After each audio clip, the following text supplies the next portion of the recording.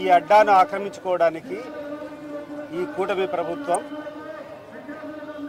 చంద్రబాబు నాయుడు గారు, అదే రకంగా పవన్ కళ్యాణ్, బీజేపీ వీళ్ళందరూ కూడా కలిసి అనేక రకాలమైనటువంటి భ్రమల్లో ప్రజలను ముంచెత్తినారు. వాళ్ళకు తెలుసు న్యాయమైనటువంటి పోరాటం చేస్తే వాళ్ళు గెలవలేమనేది తెలుసు.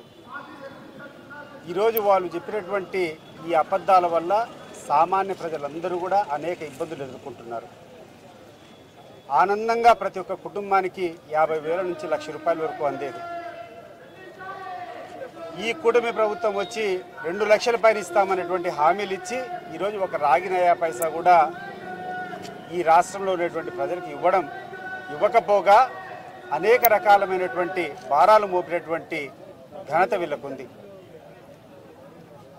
పోయిన 5-6 నెలల్లో చూస్తే విద్యుత్ ఛార్జీలన్నీ అత్యధికంగా పెంచారు.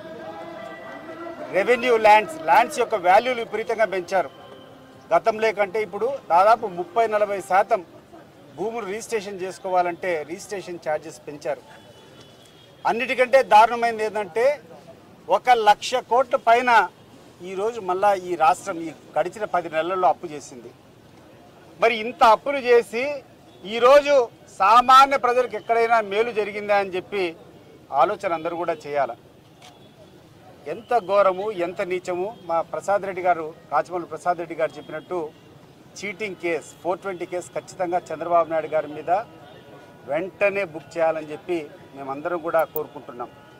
ఎందుకంటే ఇది వంచన, ఇంతకంటే నీచం ఇంకొకటి లేదు. ఈ చదువులకు సంబంధించి మిగతా విషయాలన్నీ అందరూ మాట్లాడారు. నేను ఒక విషయం వైద్య విద్య గురించి మాట్లాడదలుచుకున్నాను. దాదాపు 750 సీట్లు అనేక మెడికల్ కాలేజీలు గవర్నమెంట్ తరఫున జగన్మోహన్ రెడ్డి గారు శాంక్షన్ చేస్తే అవన్నీ కూడా ప్రైవేట్ సంస్థలకు పీపీపీ మోడల్ కింద ఇవ్వడం, ఇది ఏ రకంగా న్యాయం అని చెప్పి చంద్రబాబు నాయుడుని అడుగుతున్నా. మాట్లాడితే విధ్వంసం అంటావు, మాట్లాడితే అరాచకం అంటావు, మాట్లాడితే అన్యాయం అంటావు, మాట్లాడితే అవినీతి అంటావు. గడిచిన 10 నెలల్లో నువ్వు సాధించింది ఏంది, నువ్వు చేసింది ఏంది ఒకసారి ఆలోచన చేసుకోండి చంద్రబాబు నాయుడు గారు. మీరు సాధించింది ఏంది? ఎక్కడ పోయి మాట్లాడినా కూడా వైఎస్ఆర్ కాంగ్రెస్ పార్టీ నాయకులను బూతులు మాట్లాడతారు, అబద్ధాలు మాట్లాడతారు. ఈ పార్టీ అంతా రౌడీల పార్టీ అని చెప్పి విష ప్రచారం చేశావు. ఈరోజు నువ్వు చేసేటువంటి చర్య ఒక్కసారి ఆత్మాలోచన చేసుకో. ఒక మహిళ నీచంగా కూర్చొని పబ్లిక్గా ఇట్లా తొడగొట్టి నా కొడకల్లారా అంటే ఆ వ్యక్తికి తీసుకొని పోయి ఎమ్మెల్సీ కట్టబెట్టడం అంటే ఏ సంస్కృతిని నువ్వు పెంచుతున్నావు, ఏ సంస్కృతిని నువ్వు పోషిస్తున్నావు? నువ్వు జవాబు చెప్పాలి ముందు. ఇదేనా నువ్వు పెంచాలనుకునేటువంటి సంస్కృతి?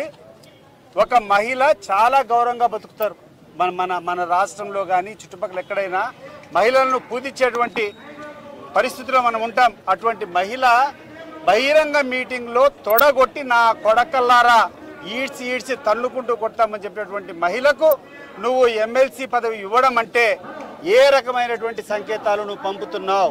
ఏ రకమైనటువంటి మెసేజ్